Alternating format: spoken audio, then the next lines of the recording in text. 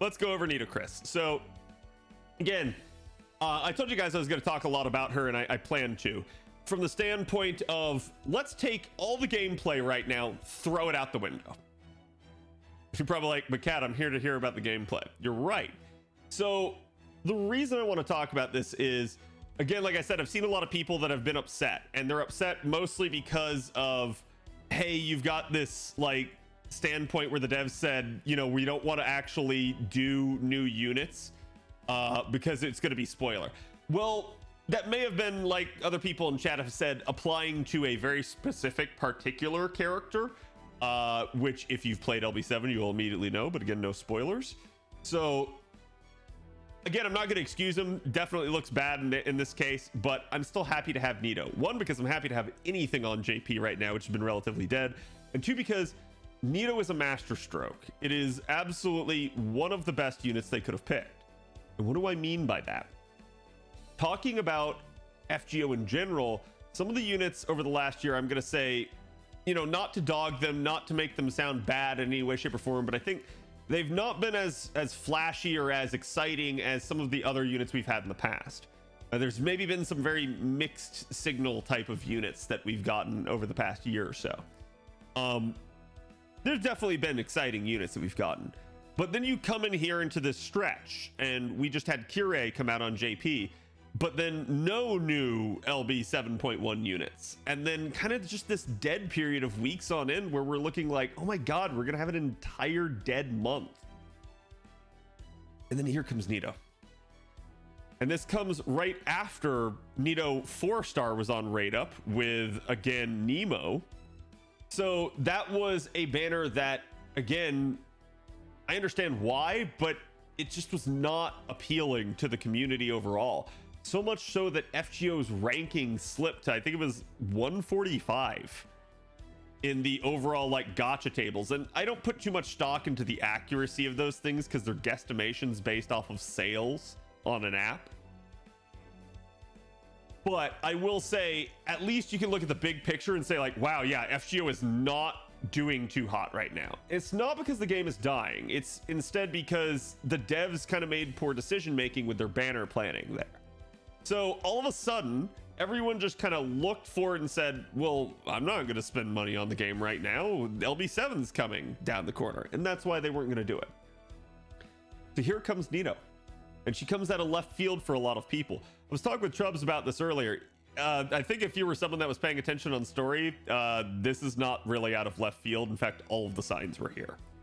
But certainly a surprise to a lot of people.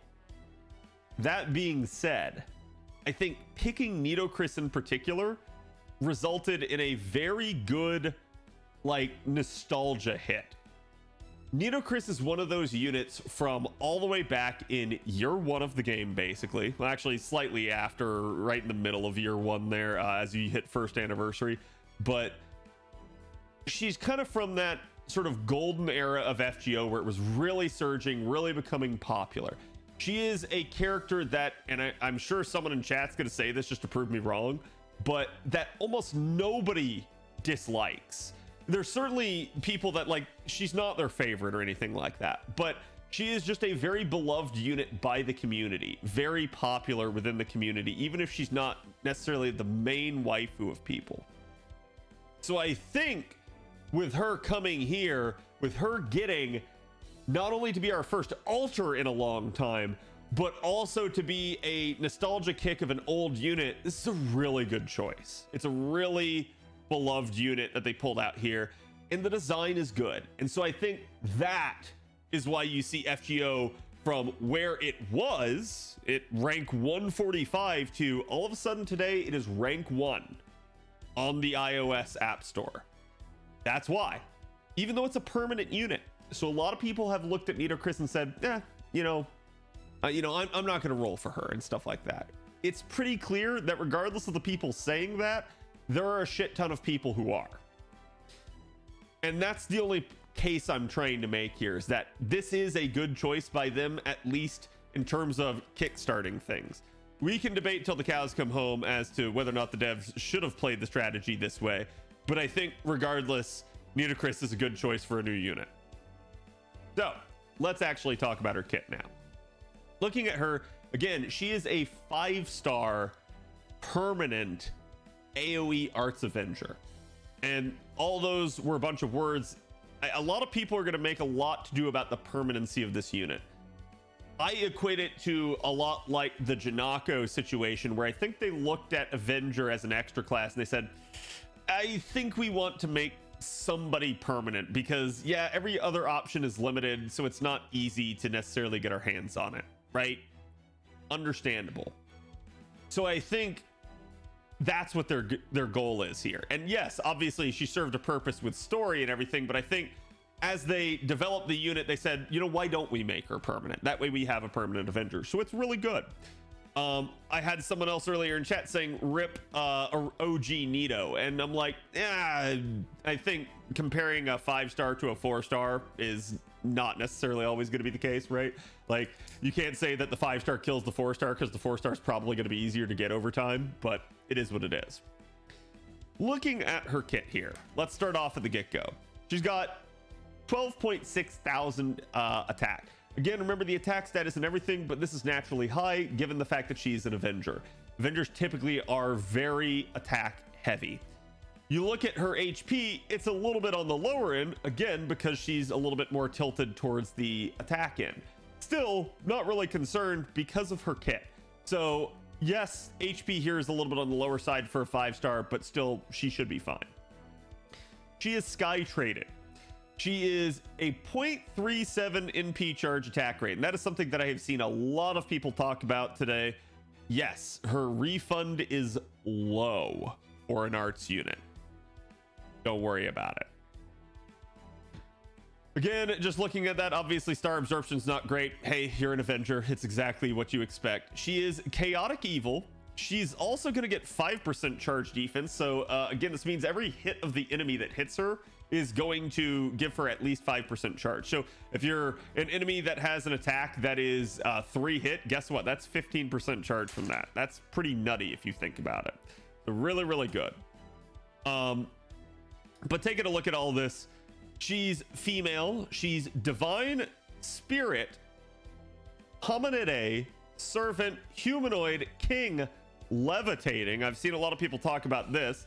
I'm not going to talk about why. I'm just going to say that her having levitating is somewhat important and nice, but so far only for one thing. If you don't know what that one thing is, don't ask, you'll be fine. It's just potentially spoilers. Servant, weak to Enema Elish. Okay, so her deck here is triple arts. Obviously, I like to see that. And if you were concerned about the NP gain rate with it affecting the cards, understand that's why she's a 4-hit arts card. So she's got 3 4-hit arts cards. Gaining NP from her cards will not be bad. Doubly so while she has her steroid active. Again, the rest of it, though, is all standard hit counts of 3, and that's perfectly fine. I definitely like to see that.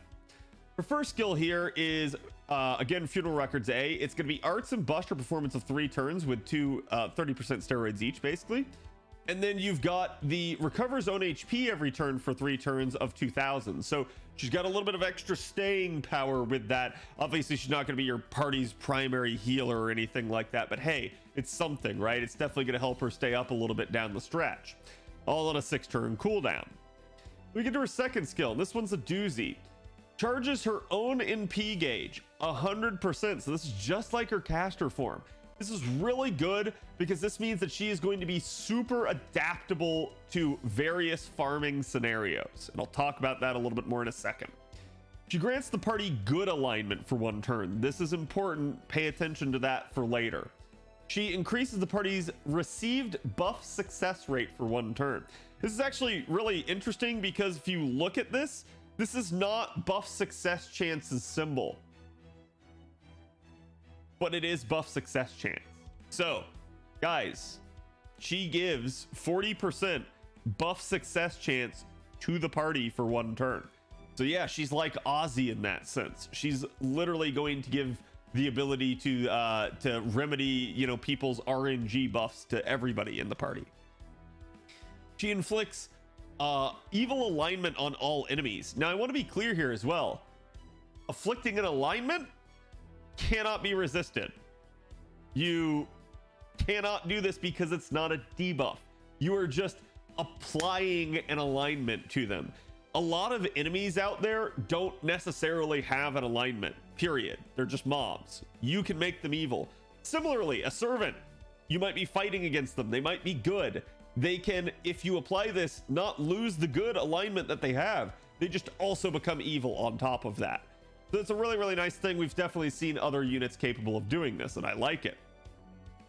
She's also going to reduce all enemies received buff success rate for 1 turn. So again, that is going to be their stuff now becomes a little bit RNG, and they can whiff on their stuff. Definitely a nice thing. That is on a 7-turn cooldown. Understandably a little bit longer since it's a 100% charge skill. They don't want that on a low cooldown.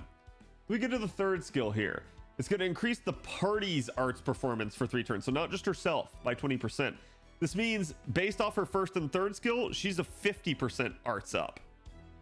And again, 3 turns on that as well. So then you get 3 RNG buffs. And you'll notice they're 60% each. Almost like, hey, if you would just pop the 2nd skill there the same turn right before this, you will get all these effects. So it's a 60% chance to grant evasion to any allies that are good alignment. Hey, remember that 2nd skill? It gave everybody in the party good alignment. So everybody in the party, if you've popped the 2nd skill, gets evasion 1 attack 3 turns. It's really nice. We've seen this on stuff like Corday Caster or Kiara Summer, or again, Balbon Sith or Tristan or something like that. It's just always nice to have one of these because it just allows you to kind of like, hey, I get a little bit of extra protection for the party. And that's why I said, again, I don't really think her survivability is going to be too much of an issue. Definitely if you're going to try to solo or something with her, it might, but still I digress. She's also going to grant debuff immunity to allies with good alignment 1 time 3 turns. So there you go. Debuff immune if the AI, or sorry, not the AI, if the enemies have some sort of nasty effect, you're at least going to mitigate one of those. And then a chance to grant instant kill immunity to allies with good alignment 1 time 3 turns. Now, it's funny because I was talking with Turak today about this, and he basically said, like, this is essentially Scotty's NP in a skill. And I'm like, man, how you can't say that. That's so bad, but it's true. In reality, it's actually a little bit closer to, actually, ironically enough, Nightingale, the buff that she got to her skill. But it's a little bit of both, because you get that instant death immunity, but you also get the debuff immunity that Nightingale's skill provides. But still, yeah, it's a really, really nice skill. She's got some party utility as a result of that, not only from the buff success chance, but because this 3rd skill does everything party oriented. And again, you don't really have to pay attention to any of the other effects unless you don't have the 2nd skill, which we'll talk about here in a second. But all that's on a 5-turn cooldown. Got Madness Enhancement E for some extra buster performance. Avenger D++ to increase the NP gen rate when she takes damage again. Oblivion Correction A to increase her critical damage by another 10%. Self-Replenishment Magic B for 3.5% charge per turn extra, and that will factor in depending on what you're up against. And then Divinity EX for some, again, just additional flat damage added. So that's just an additional 250 points of damage added to your attacks. Her 3rd skill here is Anti-Caster Attack Damage Aptitude. Remember, we probably don't care about this in the grand scheme of things because she's an Avenger, but if you're trying to use her as a sort of neutral looper, which you will be able to do, yeah, this could logically come into play. I'm going to say, though, in the vast majority of circumstances, you're probably going to be wanting one of the 1st or the 2nd skills instead. Talking about her mana loading here, this is an interesting one. Some people will tell you that any servant that has a 100% charge does not need mana loading. You'd be partially right. There's definitely applications that I can find where maybe just due to charge structure in the enemy node structure, you might want the mana loading. It could also just simply be a case of, I don't know, oh, Mr. Creamy, thank you for the raid. It could also just simply be a case of maybe you need it for various reasons, right? Like maybe you're doing a dual DPS setup and you're using party-wide charge. So that allows her to help her maybe take out 2 waves, for instance, instead of all 3. And that's, again, another use for her 100% charge skill. Just like with Nito Caster, you don't necessarily have to use her as a looper. You can use her to take out a wave while still buffing the party. So That is the thing.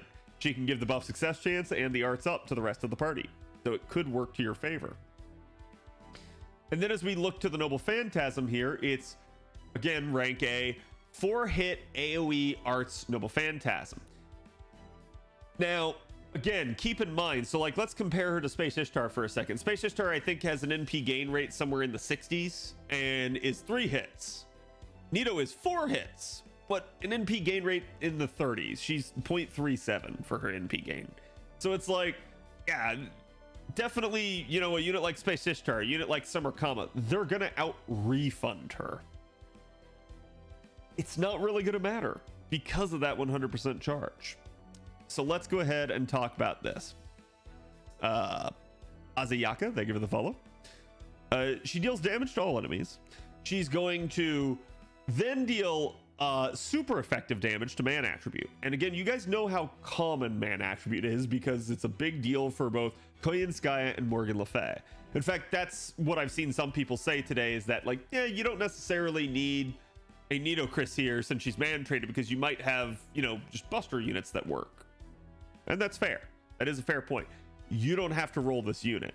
In fact, if you like what you have already, you don't need to roll Nitocris. I'm just making the case for why Nitocris is a really good unit and why I definitely see people rolling for her. So, aside from the fact that, you know, waifu, but again, so super effective damage against Man Attribute, and then chance to instant kill all enemies of 50%. Now, remember, instant kill is a little bit of a meme, but if there's anyone that it's good for, it's Nitocris. And the reason for that is because 100% charge and AoE farmer. So a lot of the times fodder enemies are what you'll actually death proc. Now, I've seen some people concerned with this. I even had someone ask right at the beginning of stream, does this happen after damage? And the reason that's important is because with Nito Assassin, the summer form, her death proc happens before damage, and that actually can screw her out of refund. Because if the enemy dies, you don't get any hits in on it then.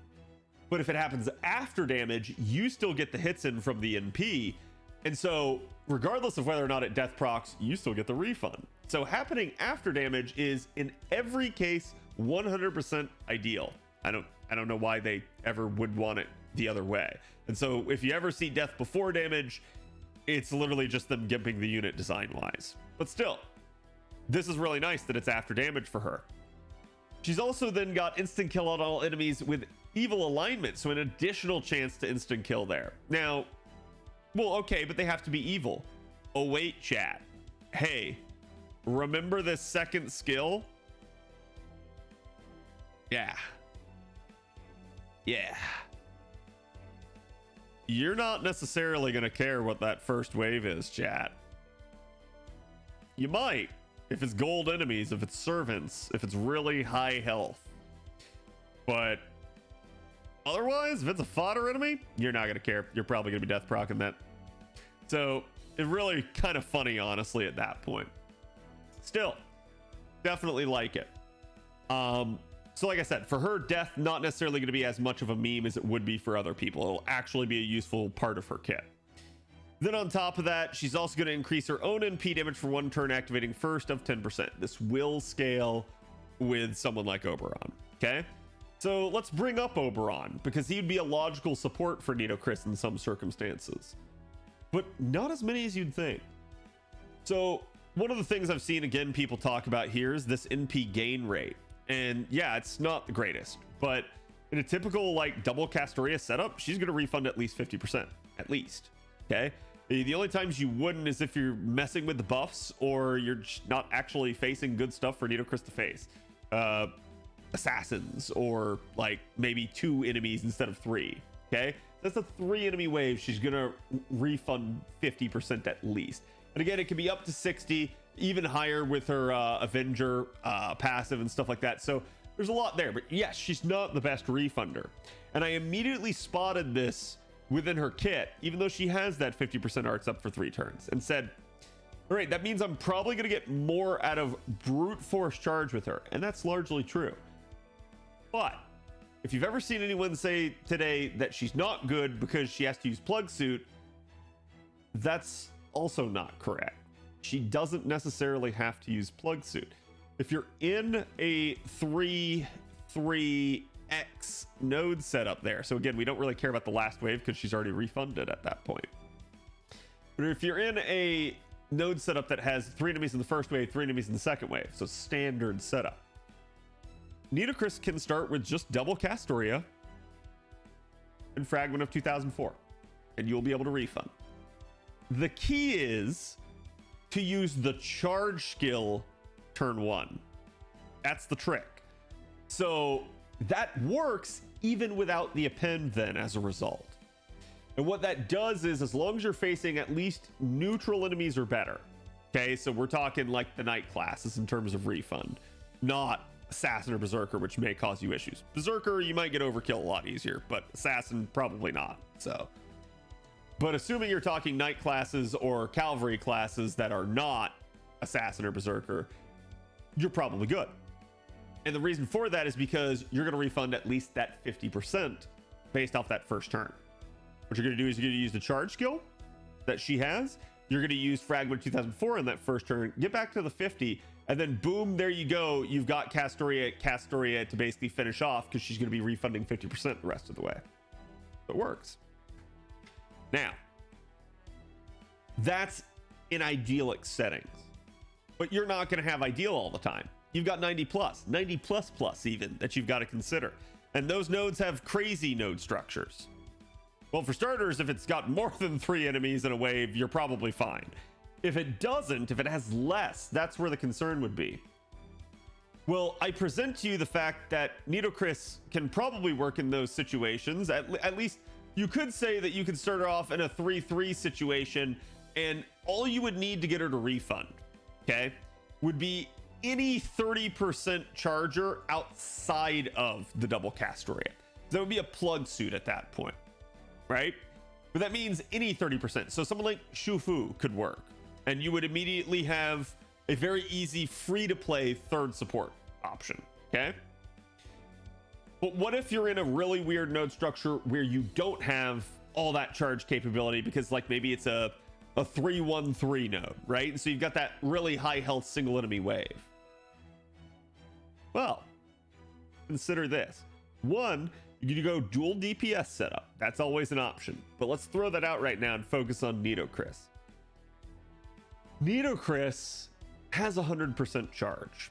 So she is going to handle weird node structure arguably better than any of her peers. You have Space Ishtar, you have Summer Kama, and they have 50% charge themselves. But when you're up against a single enemy, it's not easy to deal with. You're not getting a lot of refund no matter who you are. That's where that matters. That's where 100% charge just says, I don't care what the wave was. I'm refunding to full. So it's really, really good in that sense. I think the key thing to pay attention to with regards to Nito and be very cautious of is the order of operations of these skills. Ideally, this skill wants to be popped on turn 1. Maybe you need that evil alignment to try and death proc something on a different wave. Maybe you need that good alignment, I don't know, later in. Maybe you need to help people out. Maybe you're not in a farming scenario. Maybe it's challenge, which she would have applications for. So I see this offering a lot of potential uses for her. That's why I really, really like her here. Do not let anyone tell you that Nito is bad. She's not. She's great in this regard. This is one of the most adaptable kits I've seen in the game. So I really, really like it. Yeah, you've got a Space Ishtar who can change card types, right? But I think taking that out of the equation, as far as I'm concerned, Nito functions in challenge, farming, or again, just being your like wipe a wave kind of easy unit, right? That can also lend something back to the other units maybe carrying the load.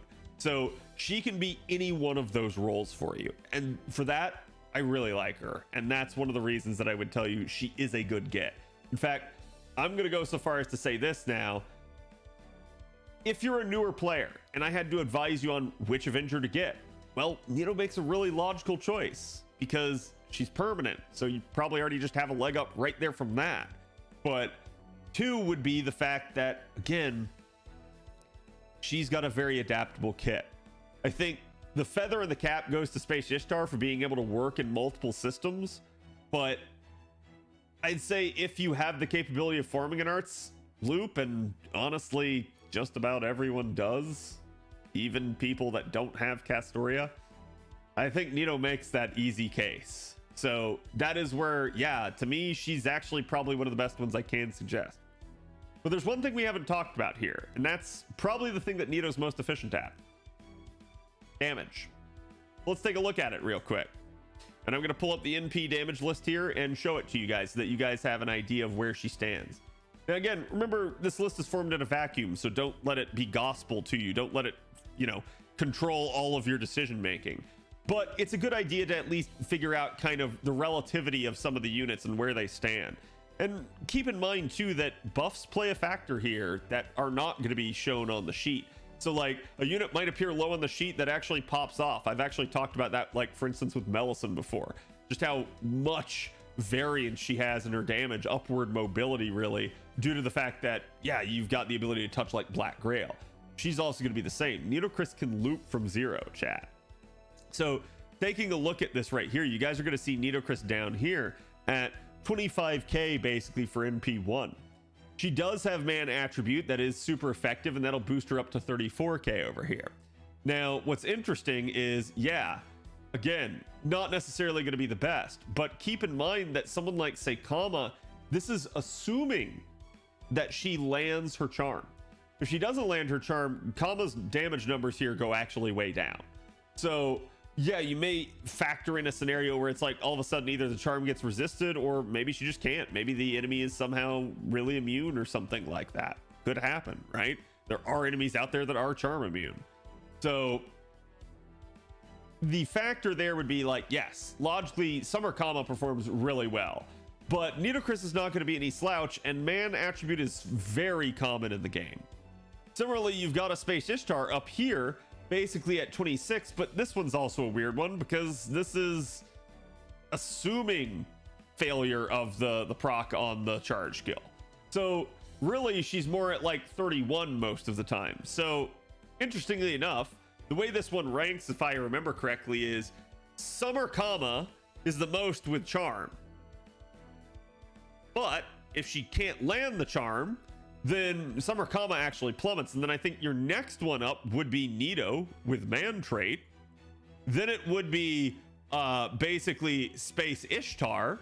Then it would be, I think it would be Summer Kama without charm. And then I think it would be Nito bringing up the rear there without man trait. So the thing that I'm going to point out here, though, is remember, like, if you're able to touch Black Grail, especially if you're able to touch it a lot easier because you have 100% charge, all of a sudden, I don't care too much about your damage output, unless we're talking 90++, which is definitely way more of a, hey, you can only take specific units to that, way less of a, I'm just going to take an Omni Looper and laugh at it type node.